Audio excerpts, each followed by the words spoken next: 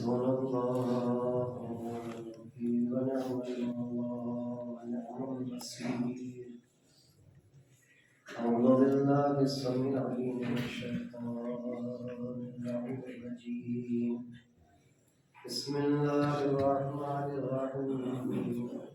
الحمد لله رب العالمين والصلاة والسلام على محمد وآل محمد ولعنة الدائمة الباقية على أعدائهم أجمعين.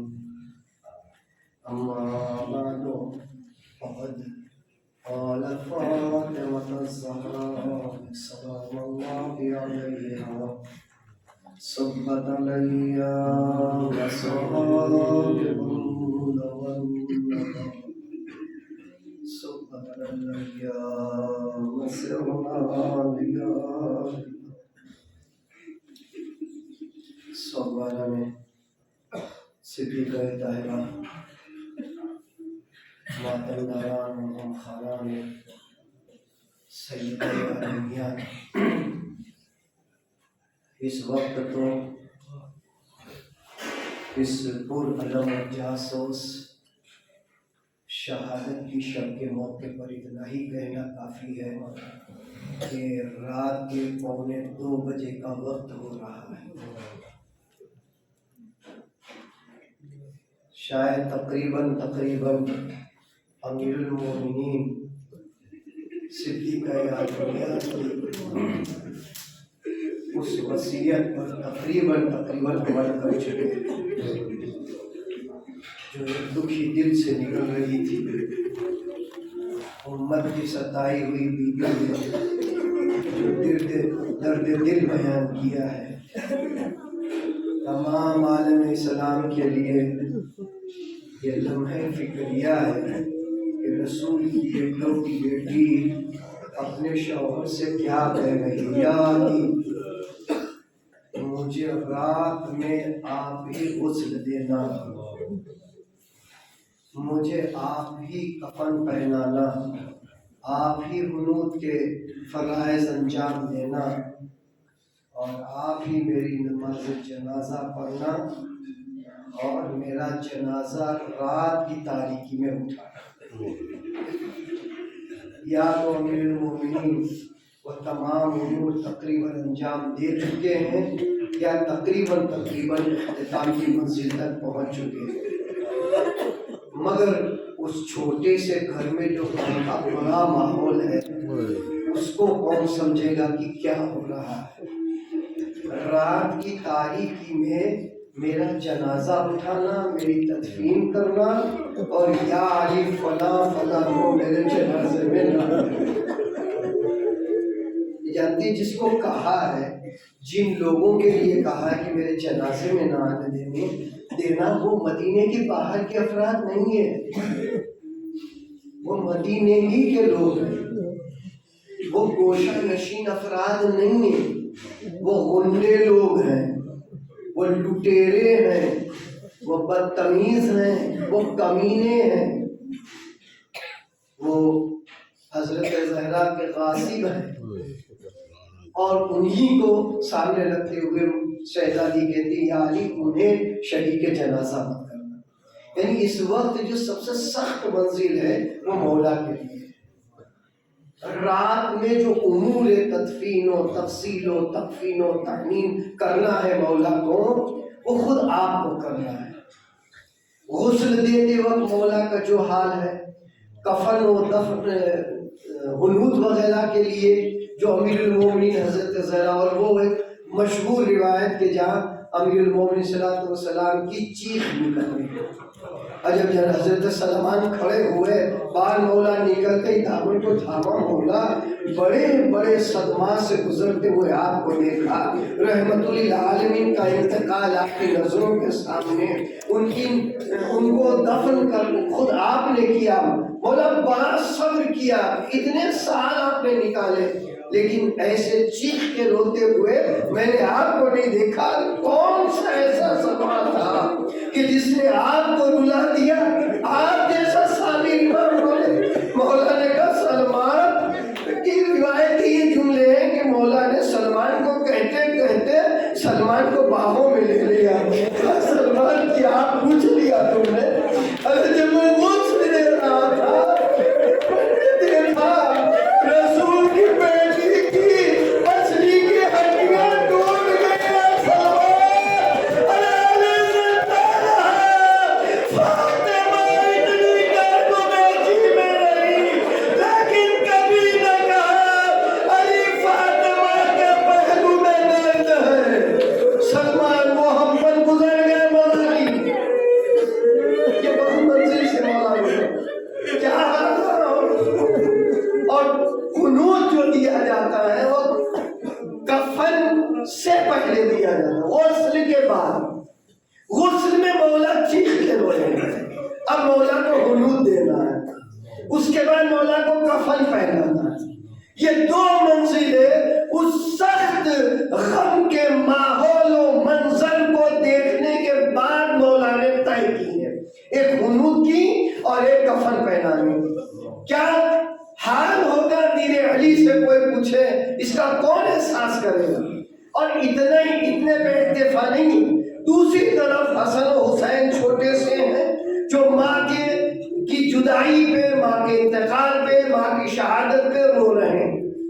بچیاں چھوٹی زینب و ام کلثوم ہیں جو ماں کا یہ حال، ان کا وہ درد، ان کے اوپر ہوئے یہ مظالم کو دیکھ کر کے یاد کر رہی ہیں. ماں کی جدائی پہ آنسو بہا رہی ہیں. لیکن اس سے سخت منزل جو مولا کے لیے وہ یہ کہ تمام یہ چیزیں ہیں. ان تمام چیزوں کی اور تمام منزلوں سے گزرنے کے بعد بھی مولا کو اس بات کا خیال رکھنا ہے کہ کہیں حسنین اتنا زور سے نہ روئے. زینب ام کلثوم کہیں ان کی آواز اتنی بلند نہ ہو جائے کہ کہیں یہ گھر سے باہر نکلے، پڑوسی جمع ہو جائے اور لوگوں کو خبر ہو جائے کہ علی فاطمہ کو دفن کرنے جا رہے. ورنہ میں نے کہا کہ جن لوگوں کو جنازے میں شرکت نہ کرنے کی شہزادی نے تاکید فرمائی ہے وہ کوئی عام آدمی نہیں.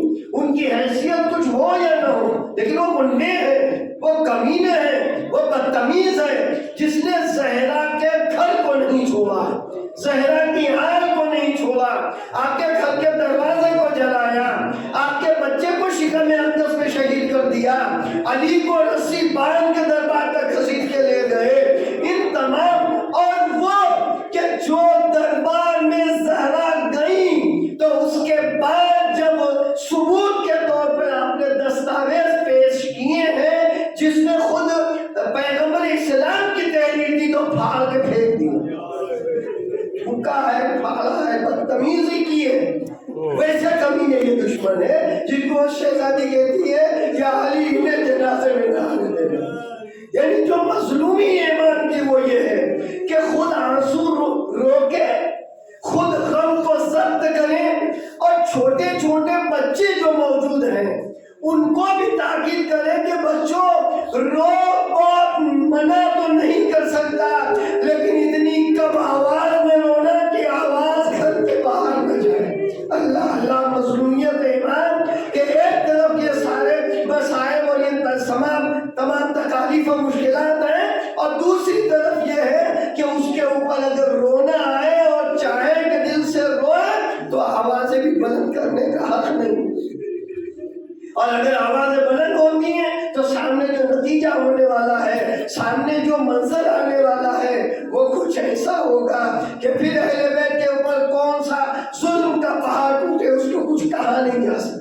اس لیے کہ دنیا کی نظروں نے دیکھا ہے کہ کیا کیا ہوا.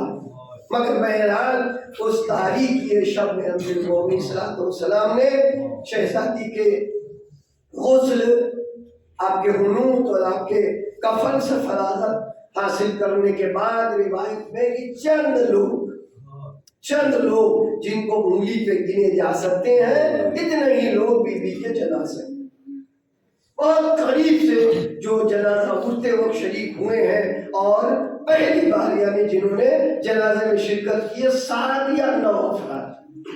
اس کے بعد جو بھی 2-5 اور آئے ہوں لیکن یہ جو جنازہ گھر سے نکلا وہ بھی اس میں سخت ہے اس لیے کہ علی کے ساتھ کوئی ہے نہیں ایسا جو جنازے کو کاندھا دے سکے. حسنین تو ہیں، 2 بیٹے ہیں لیکن ابھی چھوٹے ہیں، وہ اتنے بڑے نہیں ہیں کہ ایک بڑی خاتون کو جنازہ دے سکے اور جنازے کو اٹھا سکے، ظاہر جو انسانی قوت و طاقت۔ مولا اکیلے ہیں، مجھے نہیں معلوم کہ مولا نے کس انداز میں تابوت کو اٹھایا ہو، لیکن جیسے خود مولا کے جنازے کے لیے یہ ملتا ہے کہ جب آپ کا جنازہ اٹھایا گیا تو کہا تھا کہ بیٹا حسن و حسین تم میرے جنازے کو پیچھے سے اٹھا لینا، آگے سے میرا جنازہ خود بخود ٹوٹ جائے گا۔ شاید یہ انتظام ہوا ہو سکتا کہ اب یہ تو نہیں معلوم آگے سے کیا خود رسول اللہ آئے تھے اپنی بیٹی کے جنازے کو اٹھانے کے لیے، یا وہ ملائک جنہوں نے گہوارہ جنبانی کی تھی سیدہ کی حال کی وہ آئے، جو ہوا سو۔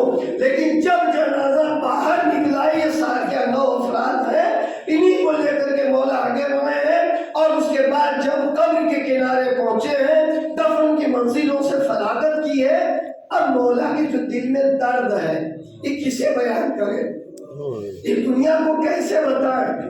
بھائی ایک مرثیہ ہے جو مولا نے قبر حضرت زہرا پہ پڑھا، اس کے چند بند ہیں، اس میں ایک بند یہ ہے، اس سے اندازہ ہوتا ہے کہ کیا کچھ مولا کہنا چاہ رہے ہیں۔ کہتے یا رسول اللہ آپ نے ایک امانت مجھے دی تھی، جب دی تو صحیح و سلامت تھی، میں آپ کو وہی آپ کی امانت لوٹانے آیا ہوں، لیکن اب وہ امانت صحیح و سلامت نہیں ہے۔ یا رسول اللہ آپ کی بیٹی کو میں آپ کو دینے آیا ہوں، لیکن یا رسول اللہ جب فاطمہ آپ کی خدمت میں آئے تو آپ بلکہ خود پوچھئے گا ان کے ساتھ کیا ہوا ہے، اس لیے کہ یا رسول اللہ علی زندہ رہا، اپنے شوہر کو فاطمہ نے اپنی پسلیوں کا ٹوٹنا نہ بتایا۔ یا رسول اللہ اگر آپ نہیں بتائیں گے، آپ کی بیٹی اتنی شرمیلی ہے کہ وہ آپ کو نہ بتائے گی، ارے پسلیاں ٹوٹی ہوئی ہے، یا رسول اللہ اس میت کو کیسے میں آپ کے حوالے یا قبر کے حوالے کروں؟ روایت کہتی تو ہاتھ نمودار ہوئے، یا علی میری امانت کو میرے حوالے کر دو، یہ میری فاطمہ ہے، اس کا بابا سے پوچھے۔